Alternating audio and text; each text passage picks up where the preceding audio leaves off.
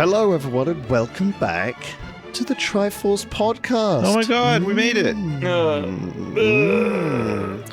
We've all been a bit busy. Period's been away. I was away for a week and meeting fans of the Yogs cast and of the podcast in Birmingham. And we had I was 4 days or something of groups where we was just behind closed doors, and then 3 days in the Resorts World Arena. I think around 200, maybe even 250 people came up for a picture and told me they had tiny penises. Nice. Wow, There was a lot holy of people. crap. There's a lot of phallically challenged individuals out there.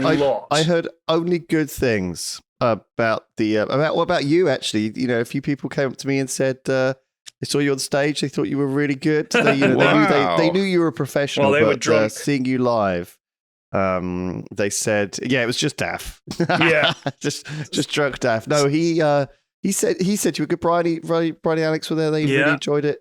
So you've got a bit of the con flu. I have. But do you know what was funny is apparently quite a few, there were a lot of Yogs fans here in general, but they were like, "Oh, Lewis and Sip's coming." I was like, "No." A couple of people asked us, like, they don't play Dota anymore, guys. And they were like, "Oh, yeah." And Joe said that people would run up to him and go, Joe, and he'd go, "Yes." And they'd say, "Where's Dav?" Like they wanted to. Dav is like their champion. You know what I mean? He's like he's them, so they can relate much more to Dav. They all wanted a picture with the boy Dav. He's one of them. He was on the stream chugging a beer, made me very proud. The camera, but during the draft, which as you guys know is like when you choose your heroes, that takes like 20 to 25 minutes. It's a long old time. Yeah. And so rather than just have shots of the players looking pensive, they pan around the crowd. And every time it came to someone with a beer, the audience would go, chug, chug, chug, and they would have to down their pint. Okay. And at one point, a bunch of the goons on my Discord and Dav, they were all sort of sat in a section. They arranged this thing where there would be two lines of them going up the stairs. A boat race. Yeah, is what it's and called. a boat race. Yeah. And the camera had to pan up. When he got to Dav, he just went blam. He just downed it. And it was very impressive. Like, he carried that relay very impressively. It's like two lines of guys, all holding pints. Yeah. And I think there's some girls in there too. And they have to go down which line can drink all of their pints first. Yes. It's crazy. And the other thing Daff told me about this was that some of the people, there was this one guy, one of his friends, had just bought like a 2-pinter, right? Yeah. It's like a 2 pints. It's 17 quid. Right? Yeah, but it is a double. It's a double. And then the camera panned to him, right? And everyone was like, chug, chug, chug. And he was like, oh, no. I've just sat down with this 2 pints. I have to drink it now. So begrudgingly, he would start chugging this pint. Yeah. And the camera would stay on them until they either gave up and got a big boo or downed it. And the funny thing is everyone was like, man, the UK crowds are the best. And I agree with that. But if you're not from the UK or not a drinker, I can imagine you thinking, God, UK crowds are the worst. This is disgraceful. Like, honestly, it's not a healthy thing, honestly. It's so funny. So the best they need part to sell for me... non-alcoholic beer. No, I'm sure they do. They do. My favorite thing was, there's for anyone that doesn't play Dota, I'll be very brief. There are these neutral creeps on the map. They're like little sort of neutral units that sit around. And because they're just standing around waiting for something to happen, they have like idle animations. And one of them is called the Kobold Taskmaster. And he has a goblet, and he drinks from the goblet. So the camera guy for the in-game found that idle animation and isolated it as a picture-in-picture on the broadcast. So the team are playing, and in the corner, we've got a picture of this kobold with a goblet. And the crowd, whenever he came up, would go, oh, waiting for him to down his goblet of blood.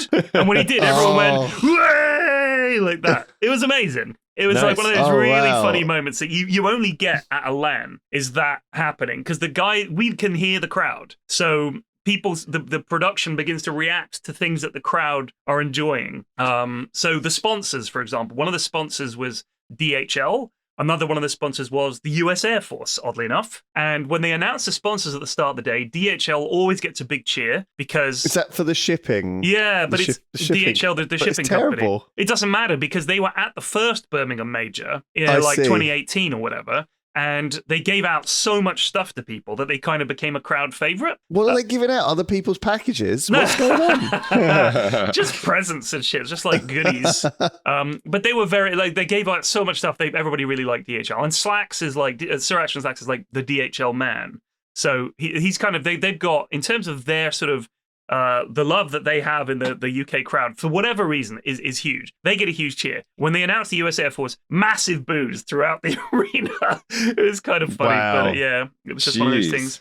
That's really good. Oh, by the way, might as well say, although you're sounding worse today, you're sounding better. Right. Because Shaw have sent you a new microphone. Yes, they long did. Last. I bumped into a lad from Shaw at the event, and he said, "Hi, I work for Shaw Microphones." I said, "Oh, cool." And he said, "I've actually just sent you some stuff." I was like, "Oh, thank you so much." So I'm using it now. I really like it. It's really pretty. And I don't know, for whatever reason, it doesn't even need a pop filter. I don't know. It's very clever. Yes. But yeah, this is, it's a good mic. So if I sound different, it's a mic it's a classic one as well, because Sparkles used to have one back in the day. Oh, yeah. So Sparkles was our sound engineer at Yorks back in the day, and he bought himself this fancy Shure mic, and we were all using just crappy like Blue Yetis and stuff. You know, he's our sound engineer, supposed to be hooking us up, and he buys himself a fancy one for the studio. Classic Sparkles. That he was using. So no, hopefully I'll finally get my hands on one. It's I've got the SM7DB. That's the one I'm using. Okay, that's the one they sent. Well, they sent one to you. No, they sent me two. They sent me that. Oh, right. And they also sent me the MV7 Plus podcast mic. But I haven't got the mount for that. So that one's How are you doing a podcast without that one right now? I know. All these years. That is meant to be the That's podcast. the dedicated one. Well, there you go. Dedicated one. But I need a stand for that. And it's like I think what I'll get is a stand. It's like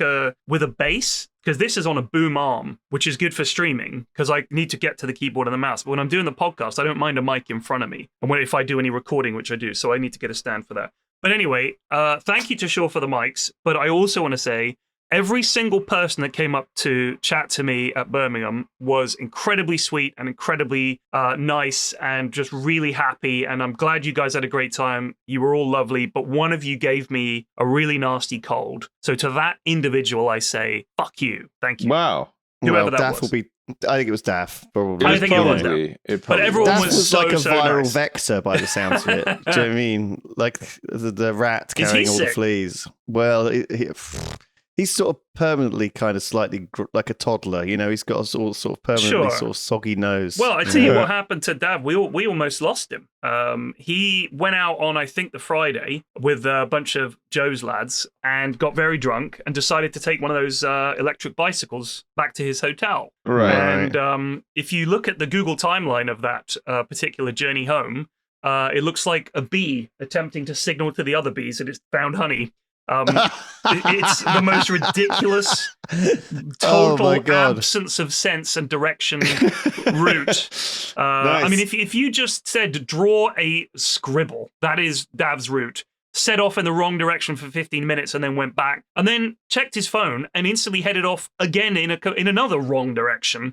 And it was raining the whole time, so he could barely see. Couldn't take his phone out because it was raining and was just hoping he was heading the right way. And finally did make it home exhausted and wet. So it's like the red line on the Indiana Jones movies, but just goes everywhere. Constantly heading the wrong way. Yeah. So yeah, God bless him. We were all worried. And then on the I think the Sunday there was an after party, which I didn't go to because I'm too old and tired.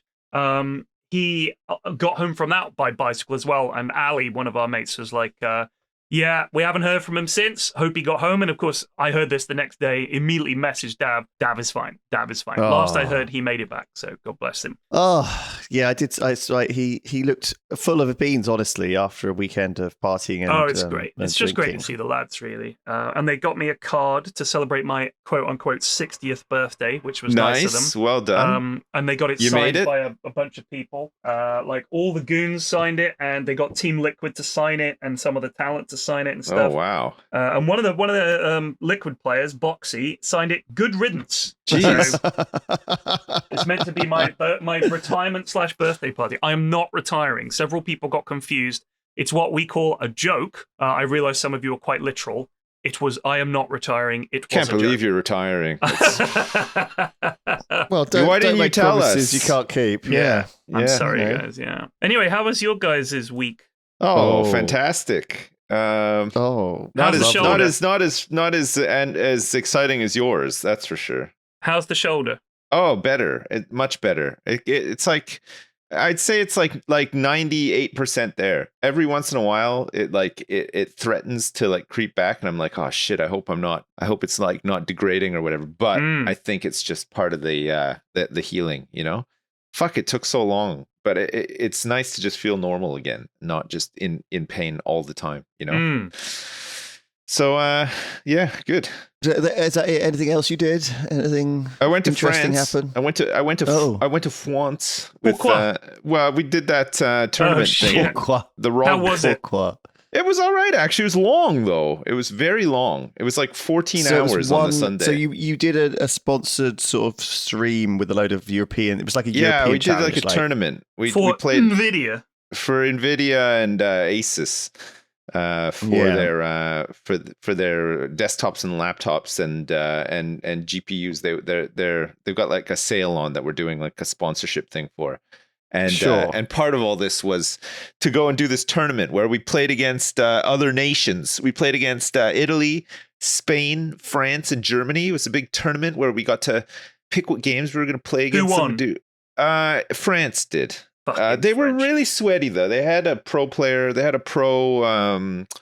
Was he like a Warzone player or something? What the fuck? He's like some big time Call of Duty player, and it just so happened that all the games in the tournament, except for Party Animals, which we insisted on playing every time we played. Because it's the only game we had any chance of winning. The other ones were Counter-Strike 2 and Valorant. So it was Jeez, just come like, on, man. Yeah, I know. Fuck? It's like the argument was that like having Valorant in the lineup was, you might as well just have Dota 2 in the lineup. You know, like you've either played thousands of hours of it and you can just about play it, or you haven't and you're dead because you can't compete against anybody who's played it.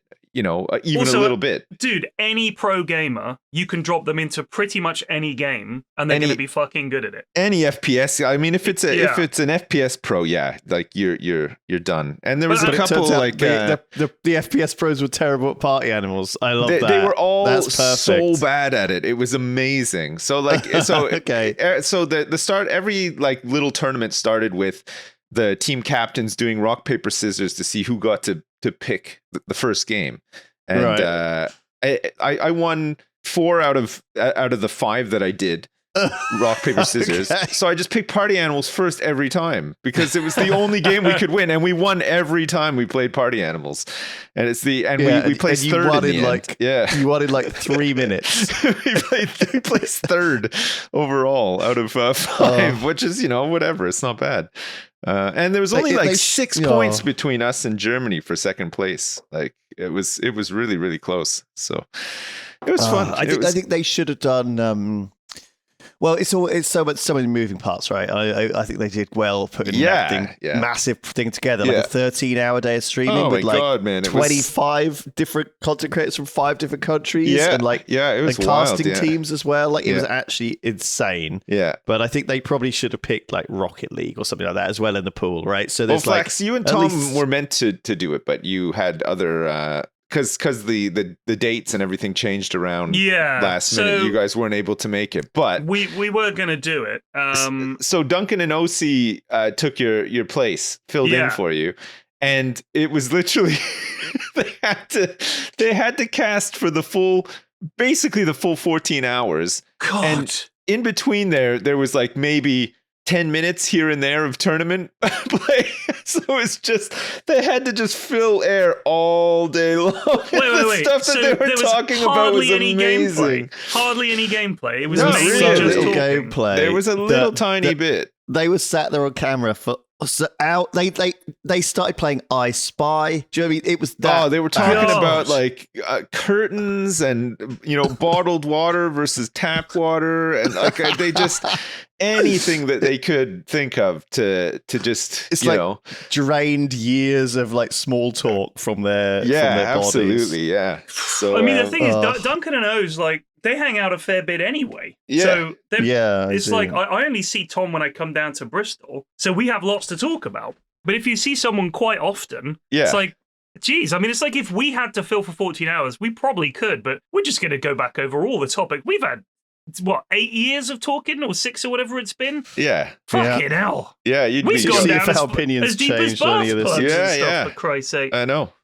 Yeah. That bathtub story would probably be told like 3 or 4 times. I know, but when notice. we record a podcast once a week for an hour.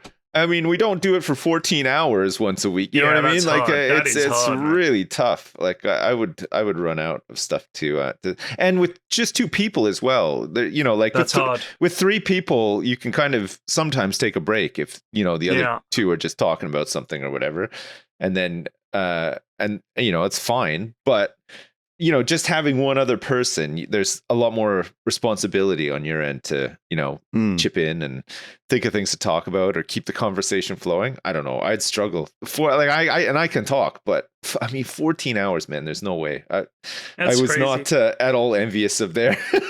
No. Like, we just got to play. We'd go up on stage, lose a game of Valorant, win a game of Party Animals. 15 minutes, done. And then you get like a 3-hour break. You get like lunch. You get to eat some lunch. We went for a walk and stuff. Like, it was while great. You guys are on break, they keep talking? Yeah, they have to keep casting. That's ridiculous. I'm so glad I was busy. It was so good. Oh, man. It was fun. It was a fun trip, though. It was nice to see people. I haven't seen anyone for so long. It's been I'd seen Ravs because we went to Cologne in the summer for the City Skylines 2 event. Yeah. And I saw Spiff and a couple of other people. But other than that, I haven't been out to the office in years. Like, I hadn't seen Harry or G or anyone for so long. Yeah, I know. So long. It's been crazy. So it was good. It was a real flying visit, though. You were there for like a day. Yeah, we got there like Saturday evening, went out for a couple of drinks and had some dinner. And then, but the weather, I hear, was absolutely It was awful. cold. It was really cold. And I mean, we're south of France, so you'd expect it to be a bit warmer, but it was freezing. And then we had the big the Saturday started early. We were up like 8 o'clock in the morning. Had to start. I think the whole event started about 10, so I had to drive out to like the studio, and then we didn't get home until like 2 in the morning. And when we got back, we're like, everybody was like, oh great, the event's done or whatever. Let's go for a drink, and like everywhere's closed. It's like so late. It was like 2 a.m. Yeah, it was pretty. It was pretty rough. And then we had to wake up early the next morning to catch our flights home. So another full day of travel. I think I traveled more than I was actually there. So like 2 full days of travel and then just 1 full day there. Christ. What? Because there was no. Because how did you get to France? Did you drive? No, I walked. Did you fly from? Just walked the whole way. No, of course I flew, but it's. No, from Jersey, or did you ferry to the mainland? No. I just flew to Gatwick and then Gatwick to to Montpellier. Might have been quicker to would probably been quicker to walk, honestly. The flights. You didn't want to TGV at grande vitesse. I think it would have taken forever, honestly. Le TGV au Montpellier ce n'est pas possible. Let me just look it up, actually. Let's see. TGV from Saint Malo to Montpellier. How long does this take? Let's see. I guess you probably have to go to Paris or something to change, but it's a 7-hour journey. So yeah, with one change. That's the fastest one. You go Saint Malo to Montparnasse, and then you have to change over to Gare de Lyon, and then you have to go to, and then from Gare de Lyon you go to Montpellier, Sud de France. There you go, south of France, lovely. Yeah, so ordinarily lovely. Might have actually been quicker to do it this way, actually. Shit weather, and that shit weather you had there did come over to the UK this weekend. Yes, because everyone went LARPing. This weekend. A lot of people did. Right, everyone went LARPing. Yes, a lot of people. I know Duncan went with his partner. Yeah, I met him actually. I met the other lads. I met him at the airport. He was there to pick up. He's a very good lad. Yeah, he seems like a really nice guy. Also, Smithy brought his entire Smithy's got an entire Al Smithy. I met that guy before too. He has like a house in LARP, and so he has this. He's kind of like the leader of this faction. Yeah, of course he is. And there's like 30 of them, and they all go as a big group. And I think it's normally great, but Smithy said to me, like, he's been doing this for 10 years, and it's just like the second worst weather they've ever had. It was proper Glastonbury mud and cold, really cold at night. And I was out camping as well at the weekend for the first time. Honestly, I think it's the first time I've gone camping in 20 years or more, probably. I used to do it. Like, what kind of camping are we talking here? Like did you have to pitch a tent? Yes. And sleep on the ground? I was in, So basically, I went to see. Did you stay in a yurt? I went to. Well, no, it's not a yurt. It was like a bell tent, so it's like a kind of fabric tent, sort of semi-permanent tent, like a ground sheet, and it's full of bugs, of course. You know, yeah. It's like at least when you take your own tent, you know it's not going to be full of bugs. You don't want to go for a caravan. The other thing is like when you've got your own small tent. It kind of, because the smaller it is, right, the quicker it will get sort of warm in there, or at least like your body temperature and your breath will like warm it up to the point where it's like not fucking freezing. But this tent, like it basically felt like I was sleeping in the open, right? And you know my breath is like misting as I'm trying to sleep. You know that's how cold it is. You had a sleeping bag though, right? No, it was like they provided like a sort of mattress and a like cover. Jesus. So I didn't have a proper sleeping bag either. Shit. Were you squatting or camping? I was. Well, it's like it was just sort of I think everyone was expecting it to be a little bit warmer than it was. Right. But I had like a hot water bottle and like a little camping stove and stuff. Like an old granny or something? Is it one of those fucking metal ones? Like this? It's a good tip. It's a good tip for anyone going camping. Hot water bottles. It's a great idea. Fucking I recommend. hell. Why didn't you just bring it? You would not have needed any of this stuff had you just brought a proper sleeping bag.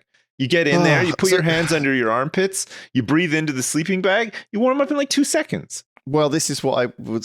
Next time I've learned this, you know, God, it's been a long time. I didn't have like basic shit like a mug. Fucking hell, man! Do you know what I mean? And it was you like call I was yourself just like a camper? Kind of, well, like fucking no, idiot! I didn't. You never survive a Portage.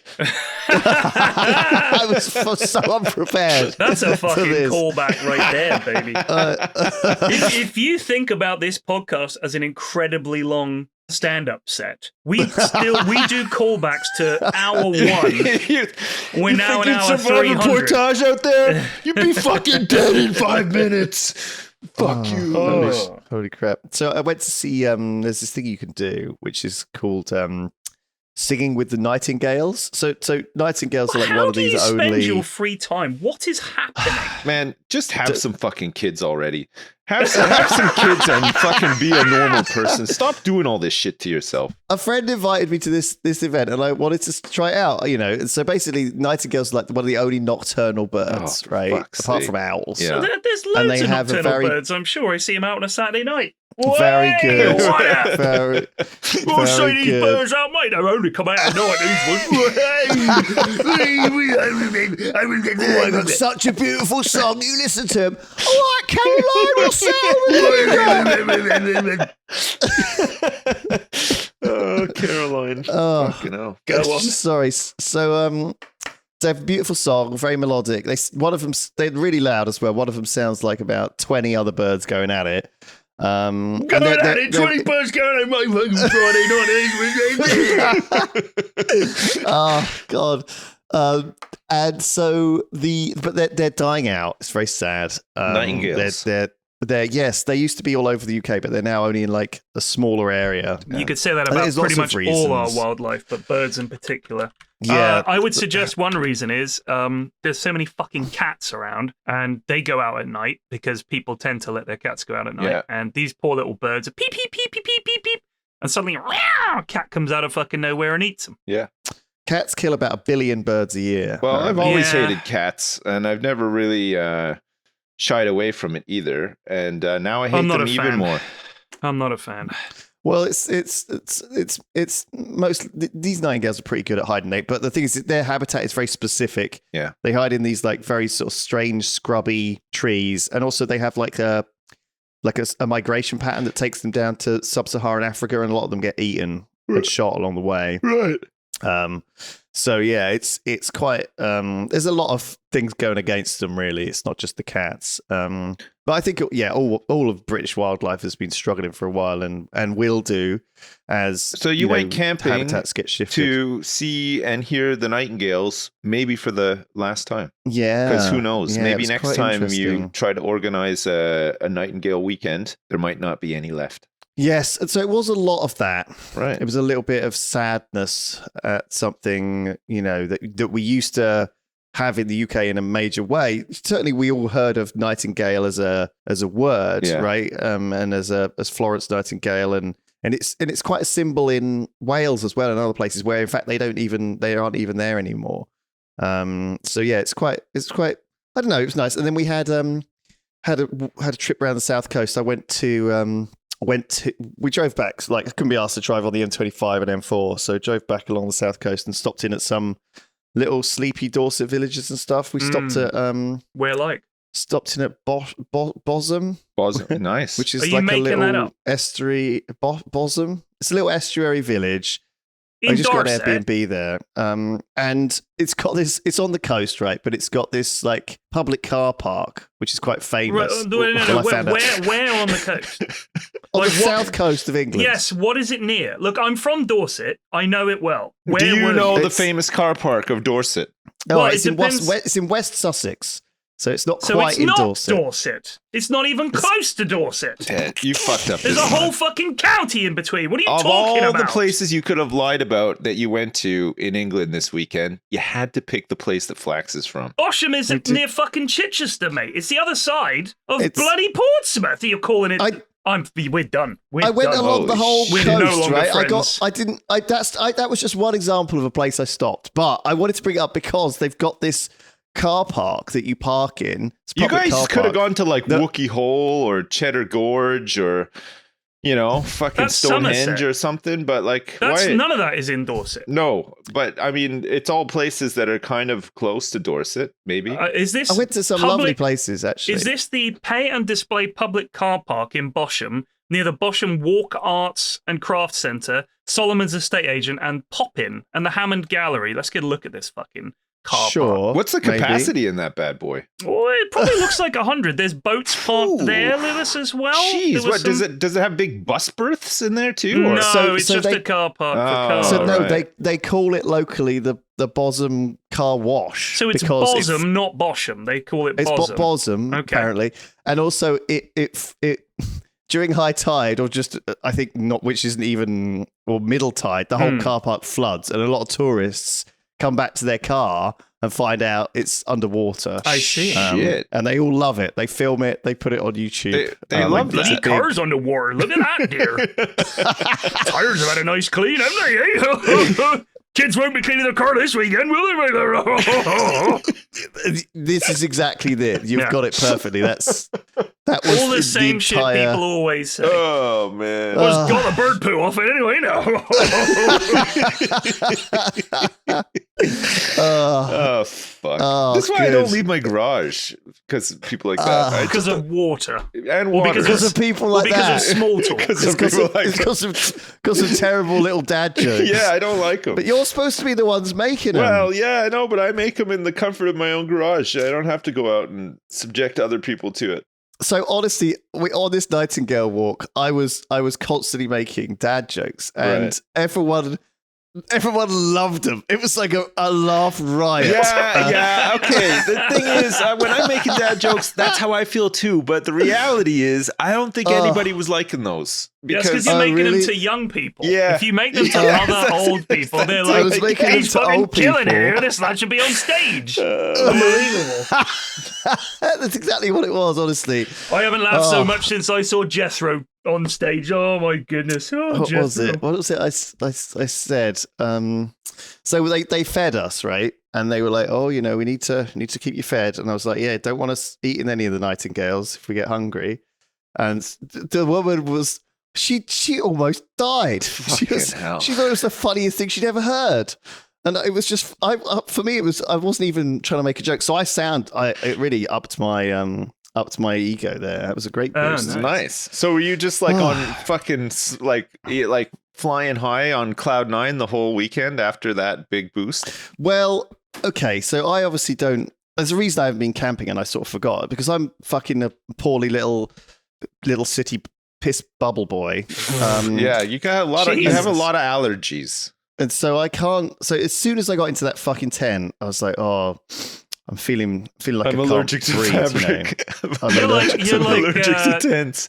Jack Lemmon in The Odd Couple is who I think you remind me of. You know, where he's sort of like, he's constantly talking about his allergies and his asthma and his sinuses. That scene where he goes, snare, snare, snare, snare, snare. You know that one? Yes. Great scene. Look it up.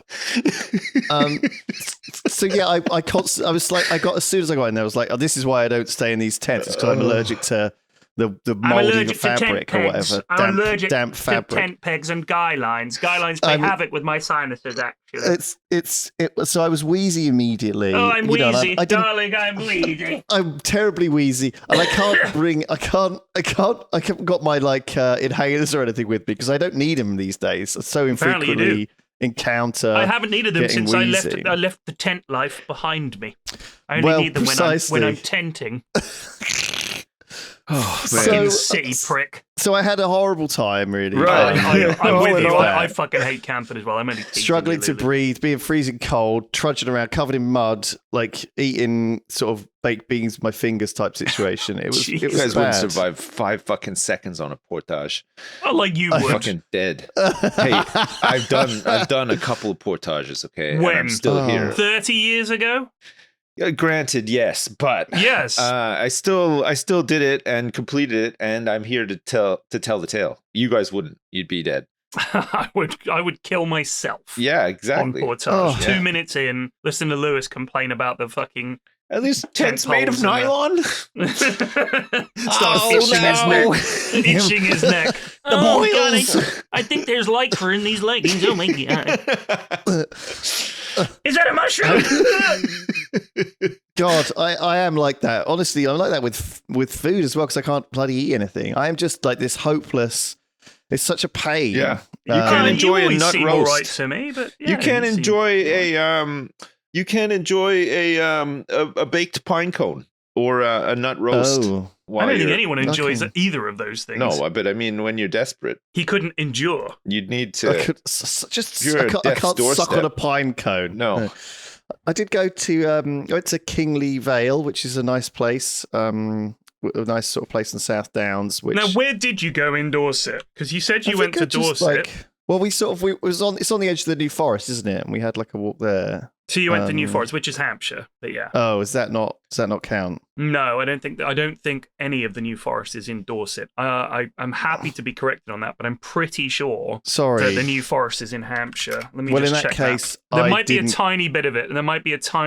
I think I might have skirted Dorset then on the way back. Dorset probably County for good reason. Boundaries map. So yeah, it's Hampshire and Wiltshire. Yeah, Dorset. So you got Beaminster, you got Bridport, you got Lyme Regis in the west, Dorchester, obviously right in the center, and it looks like it just about covers Sherborne, Shaftesbury, Gillingham, Blandford you Forum, mispronounced that, sir. Swanage, it's Shaftesbury. Shaftesbury. You got Weymouth and Portunswell and Christchurch, of course, Bournemouth. Bournemouth. I mean, cool. if you go to Dorset and you go along what they call the Heritage Coast, it's Dorset along the coast is genuinely some of the most beautiful countryside I've ever seen anywhere. Yeah, were you in Yeovil or Crewkerne at all while you were there? Because that's Somerset. No, Lewis. Okay, yeah, no. I'm just checking. Yeovil's kind of boring. It's inland. It's a very dull little town, in all honesty. But if you go along the coast in Dorset, it's stunning. Lulworth, I'll do it this summer then. How about that? Swanage and Mudderford. Do you want to show me around? Wincanton. We are going on holiday, but I would happily go to Dorset for a week. I'd love it. Which part of Dorset would you stay in? I've only stayed in Poole in Dorset. Poole is okay. It's got some nice parts. The problem with Bournemouth and Poole and Christchurch, the conurbation of Bournemouth, Poole and Christchurch is that if it's not on the coast, it's generally not worth seeing. The inland parts of Bournemouth and Poole and Christchurch are just totally without charm and completely dull. Because it's not an old part of England. Like it's more modern housing, but not from the good era of modern housing, from the whenever that was, like the boring 50s, 60s, slap 'em down kind of housing. And I mean, I love Bournemouth. I grew up there. I have a lot of fondness for it, but a lot of it is entirely forgettable. But once you leave that area, which is the biggest thing in Dorset, is Bournemouth.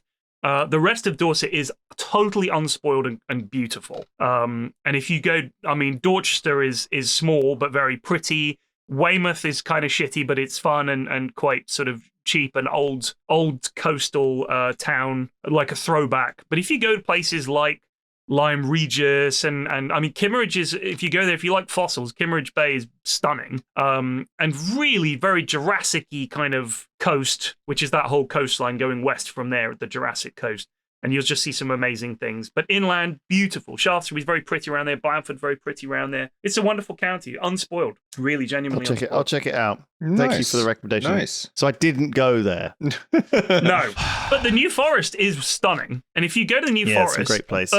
Around Burley in the New Forest, which is a town, a little village, really bang in the middle of the New Forest, you're surrounded by it. It's stunning. Beautiful walks. New Forest is gorgeous, absolutely gorgeous.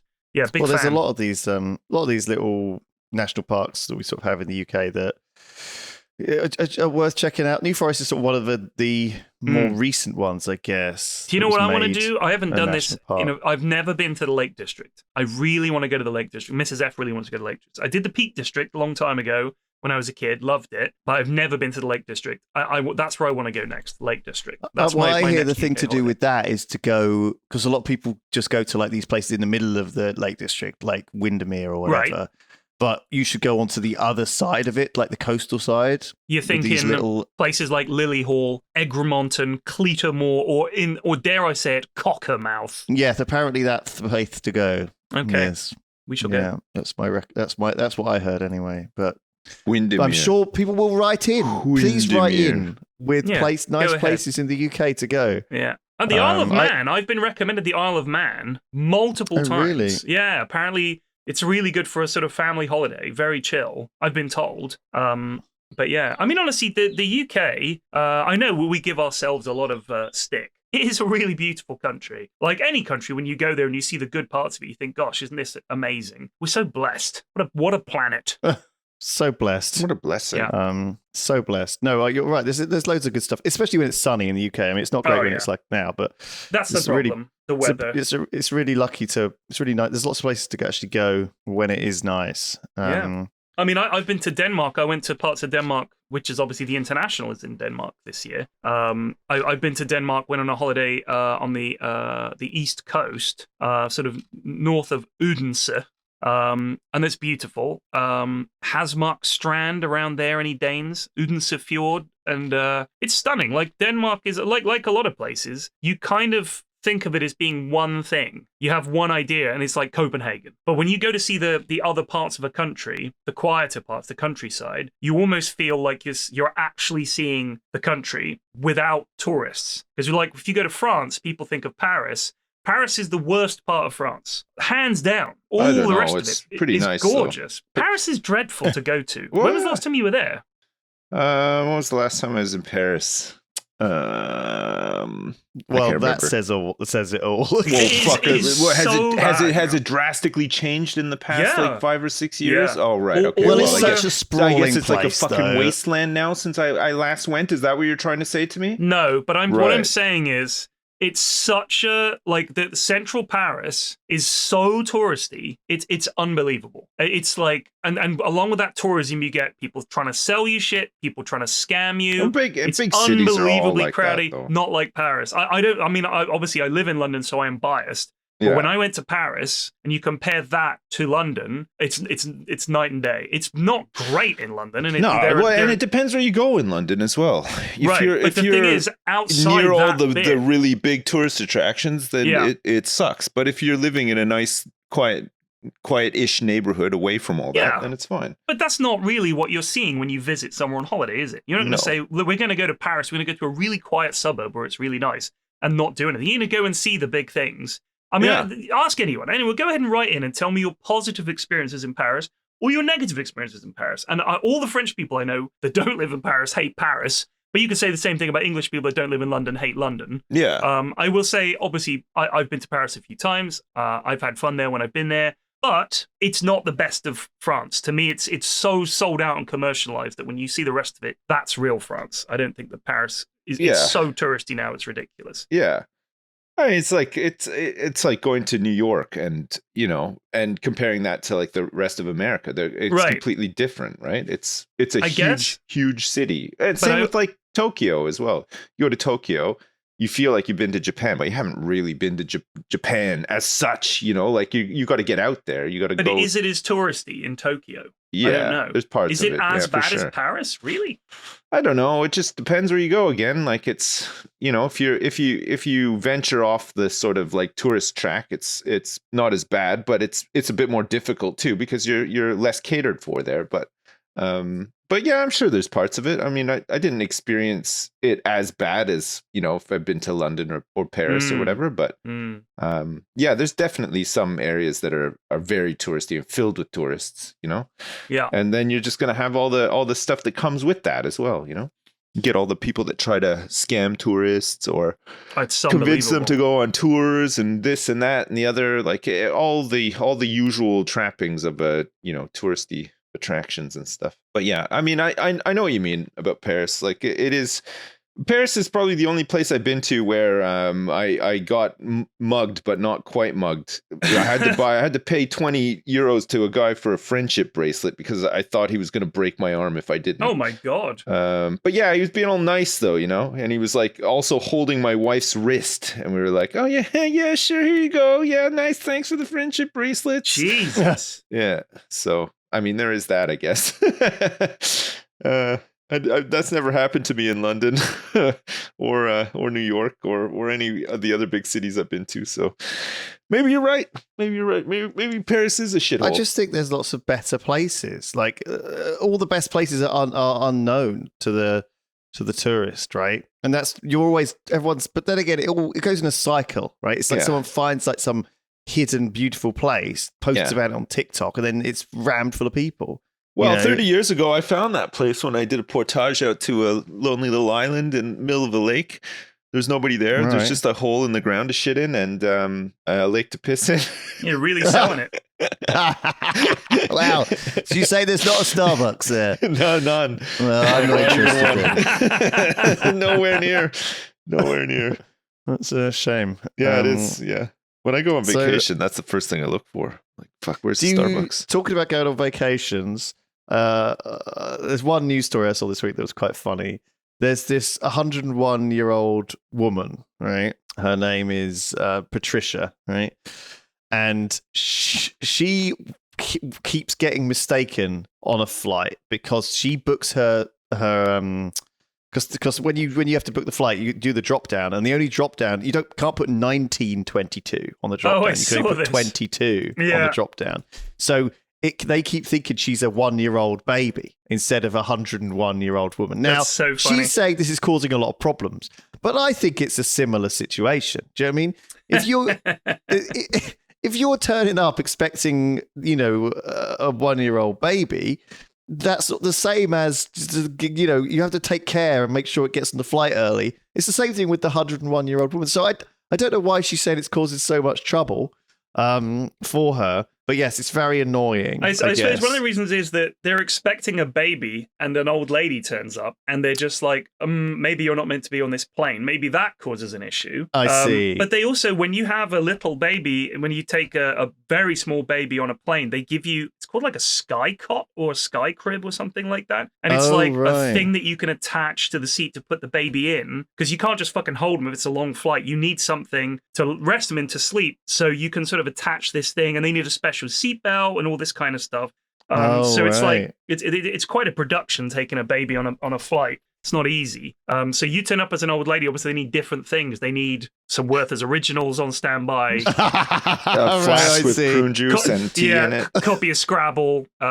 Repeats of Countdown. That kind of stuff. So you need to prepare differently. Yeah. Exactly. I see. It's an entirely solution different for their dentures. Although I think also they probably eat the same mushy food. So it's all terrible, mushy plain food anyway. Worry about that. What is the problem with plain food, by the way? I realize that what's the deal with plain food? It's a classic meme. But apparently he never said that. Why can't they make good food on a plane? Well, I think it's because the air pressure makes things taste different. And so they have to put a lot of salt on or something like that. I don't so think things that's do true. taste different in lower air pressure affects the sensitivity of our taste buds. I've flown business a few times, and when you do, they cook the food fresh. Like if you have a steak or something like that, you can see them cooking it. Like they will cook you a steak. And it tastes like steak to me. And the difference is the airplane food is microwaved or something. I don't know how they eat it. Probably a microwave, something like, or some oven. They just nuke it, And it tastes like shit. I don't know what they're doing. I think that would be a thing that if an airline figured out a way to make decent food, I mean, I'm not being funny, but obviously when I do those MRE streams where I get military rations and we cook them, you can reheat those real easy and they taste fine. I can't believe that it's beyond airlines to actually supply decent food. It must be possible. We've put a man on the moon and we can't serve edible food on an airplane. What's up with it? No one's looked into it. You can get like a pack of peanuts and a drink and a sandwich, and it's not so bad. It's like the cooked stuff. Yeah, it varies. What is it? I've had some all right, like pasta and stuff. Usually the veggie options are pretty nice on. I normally go veggie on a plane. I don't trust the meat. No. If I need to take over piloting the plane, I can't be sick. No, you know what I mean? That's like it. I've done my time in flight simulators. Yeah, I'm basically a pilot at this point. Of course, if so. you had to take over, you'd be able to follow the instructions, but you wouldn't want to have diarrhea while you're doing it. Exactly. From a bad batch of chicken or fish, which is all they ever seem to give you on a plane. I mean, not that I've ever had it, but the meat option always seems to be chicken or fish. Yeah. Would you like the chicken or would you like the fish? But yeah, the veggie option's usually pretty good. It's usually just like some pasta or some rice or something. I think it might be that stuff doesn't taste, inverted commas, bad. It just tastes different to what you expect. And also it's just cheap food, let's be honest, isn't it? Yeah. It's not actually they probably don't actually spend... They probably get some food supplier in, that's just worse than what we're used to. I love when they give you like those seasoned pretzels and stuff, You ever had those? You ever had pretzels that have like sour cream and onion powder on them and shit? Yeah, those are great. So, I mean, there was an airline that had a McDonald's on it, right? You could get Mackie D's on the plane. I would fucking do that in a heartbeat. That'd be amazing. Fucking hell. What other news you got, baby boy? Hit me up. Right. Well, I got a toddler started saying to her mother that there were monsters in her room. But it turned out there was actually a bee colony in the wall growing, and it was like rumbling. And eventually they bust out, and there were 50,000 bees in there. Jesus. So they got relocated. There's a woman who does all those the big bee. The bee talk. Yeah, she does like bee talk. She always goes to like those sites where it's like, yeah, we think there's about 1 million bees underneath this floorboard, and then she has her camera set up and everything, and then she lifts the floorboard, and there's 1 million bees down there.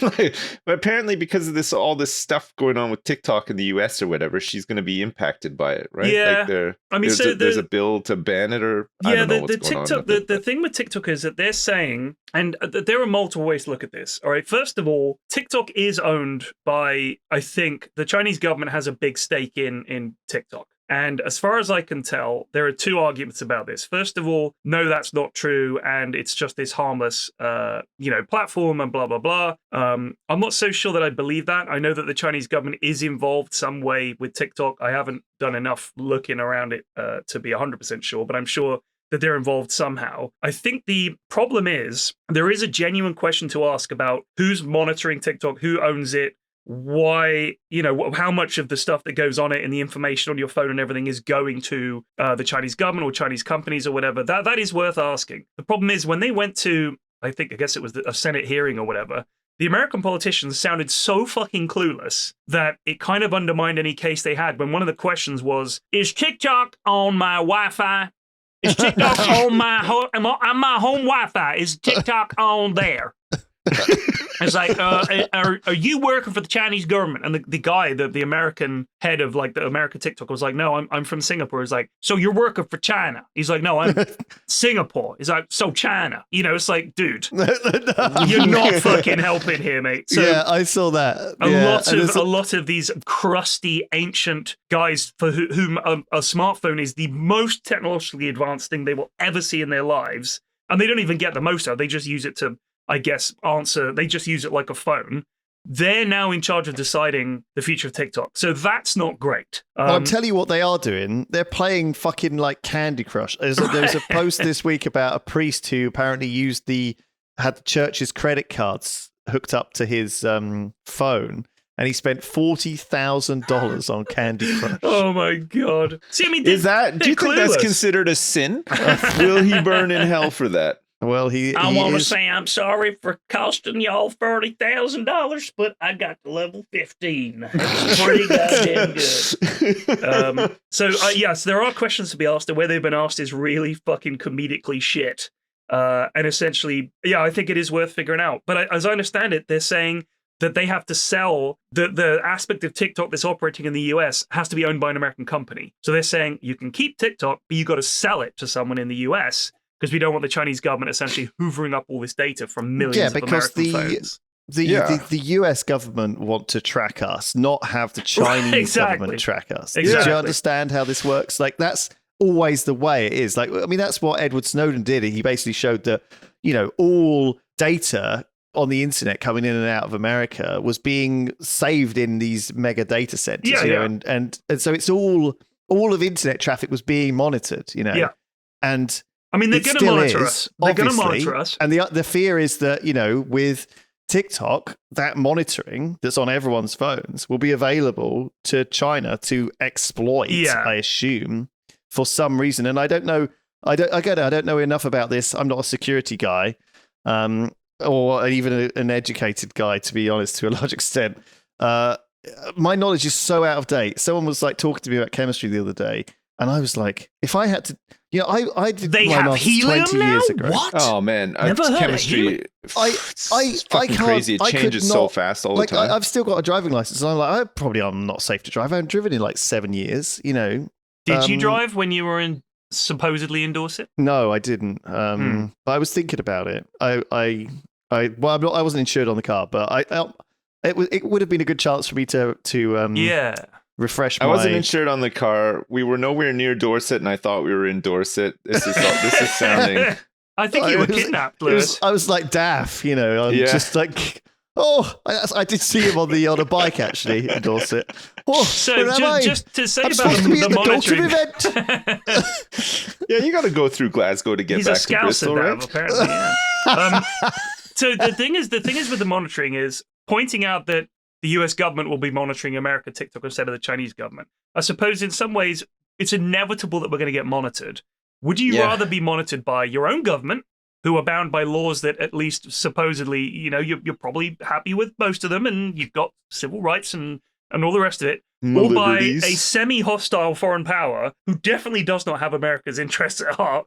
No. So you've got to kind of pick our guys or those guys. So I suppose in a way, living in the West, being allies of America and all the rest of it, even though they might not be, someone I necessarily want knowing everything about me, I'd rather them than the Chinese government. No offense. But that's all right. If I was in China, I wouldn't necessarily want the American government monitoring everything I did. I'm sure they feel the same way. You kind of have a team. You got to stick with your team, even when that team is being shit. I just hope that they're not paying attention when I'm looking up information about bombs. That's okay. Everything else is fine, honestly. Like if they want to find out what I ate on Tuesday night or whatever, that's fine. But just don't listen when I'm just let me make the bombs, all right, and we'll be cool. And when the Civil War comes, I'm ready. That's all I'm saying. That's all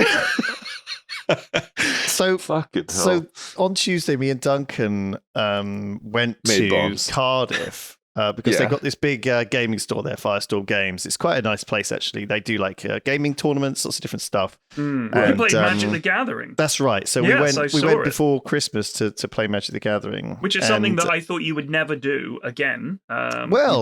Complain to me multiple times about Magic the Gathering. At length. I know. Well, I'm being paid, so I was just going to say, there's incredible what you would do if you get paid to do it. Well... We had a kind of a fun time, actually, and I do play a bit of Magic with people, like mostly Commander, though, like not sort of standard and stuff. Anyway, they were doing another event and they were like, do you want to go? And I was like, yeah, sure, not doing anything. And so me and Duncan went down to Cardiff. Daff gave us a list of fun things to see in Cardiff. Right. Like Chippy Lane was the one thing that stuck out, right? Right. Okay, is it like one of those like really old style, like Victorian English, like back alley streets, like Harry Potter style, but it's all chippies? Yes, it is. Oh, that sounds great. I would love to see something like that. Exactly, Sips. Thank you. So I was like, let's go there. So we went there, and Duncan was like, I came here 10 years ago after a night out, because it really lights up around 2 a.m.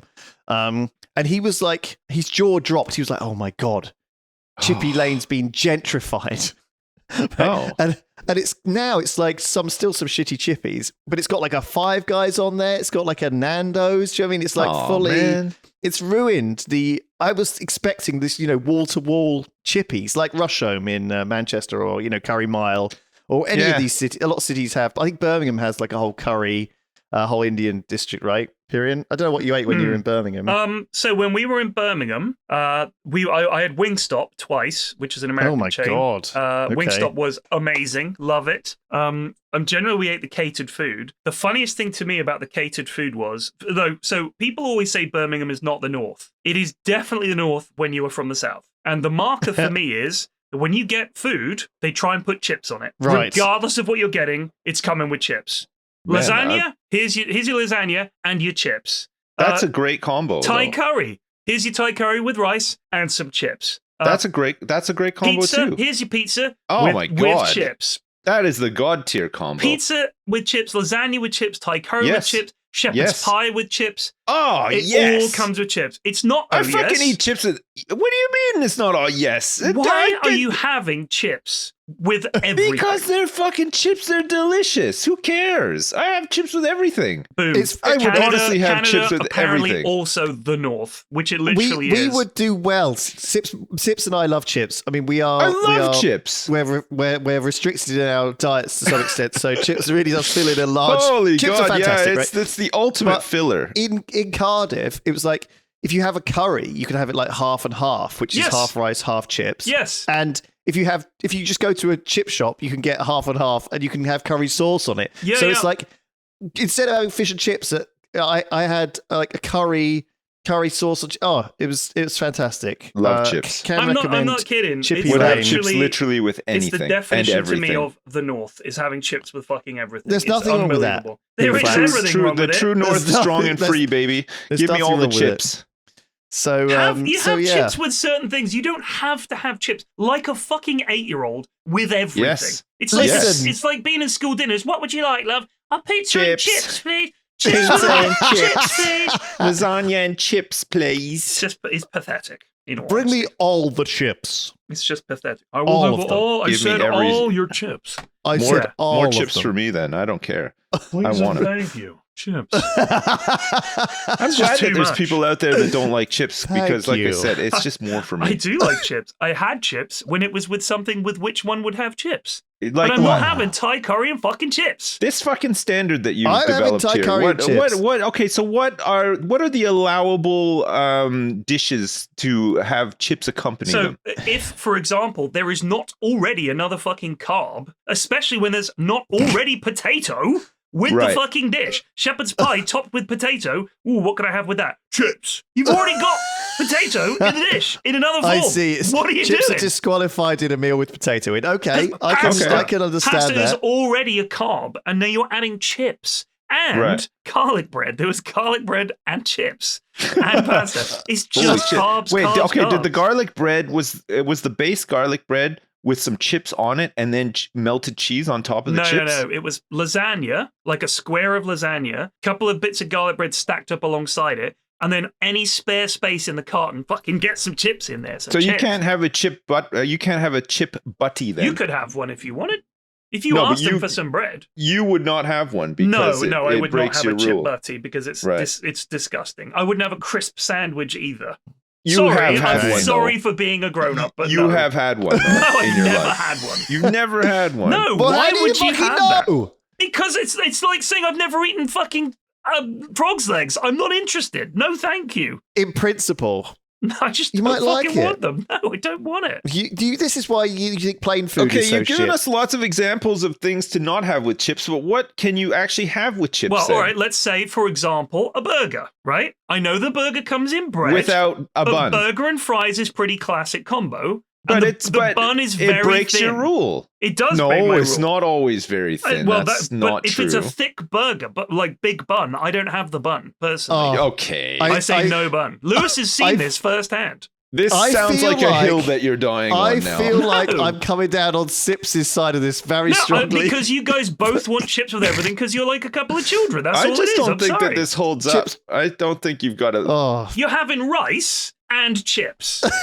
Yes, I am. Pathetic. It's pathetic. Pathetic? What are you talking about? It's pathetic. It's fucking awesome is what it is. Unbelievable. No standards. Does this not look good? This image I posted. This is in a Cardiff curry house. Let's have a look at this. We're getting told off by like chips and rice. the fucking king of cuisine here who ate at Wingstop twice while he was away last week. What's Come wrong on, with man. Wingstop? Well, I don't know, wings but I'm and just fries. saying, like, you seem to have very high standards for somebody who wants to eat McDonald's on a plane. Right, but the thing is, I'm not saying there's anything wrong with chips. I fucking love chips. But I'm not going to have chips and rice, as this picture of Lewis. That doesn't sound like you like them enough, honestly. Look at this picture and tell me that represents anything like cuisine. What? Chips a big with bowl rice? of chips and rice. What's That wrong looks with fucking that, dude? delicious, That is man. cuisine. I would isn't eat it? What you shit guys out of can't that. see, they posted the Discord, is a bowl. Half of the bowl is white rice with curry sauce dribbled on it. The other half is big fat chips with curry big sauce steak dribbled on them. chips, huge ones. Now I know that is appealing because it's like, oh, I love chips and I love rice. But can we not be better than that? Do we really have standards so low that we're just going to have chips and rice, mash and chips, and chips? Just chips with everything. Well, what else? Okay, but what else are you legitimately having chips with then? You said burger and chips. What else? Yeah. So let's say I have, do you ever have chicken Kiev? You guys don't have chicken Kiev. The problem for you guys is because you don't have meat, you can't have meat and chips. So you're like, well, I want to have chips because I need to fill out this meal. I mean, because otherwise it's just two fucking lentils and a baked I used bean. to eat meat, and I would say a chicken Kiev is meat in inverted commas covered in bread. I would say a thin crumb. Yeah, most chicken is kind of crumbed, isn't it? Right, it's like breaded or crumbed in some way. Yeah. Now look, all right. The hard rule is not if there's any other carbs involved, you can't have chips. I retract that happily. Okay, but we're making some progress. If there's a side, that's carbohydrate, He's coming round. Like rice. He's coming round. I'm not. I'm just trying to find a way to justify this to you idiots. Join us! No, never. Join us! Never. One of us. No. It's all right. So let me ask you a question. If you have a fry up for breakfast, are you having fucking chips for breakfast? Yeah. Man, it's for a veggie breakfast, you would get chips. I mean, soak or up you some get of those like beans some and that hash browns or tomato. something So like a that. hash brown or like country fried potatoes or something like Fritaters. that. You get those little.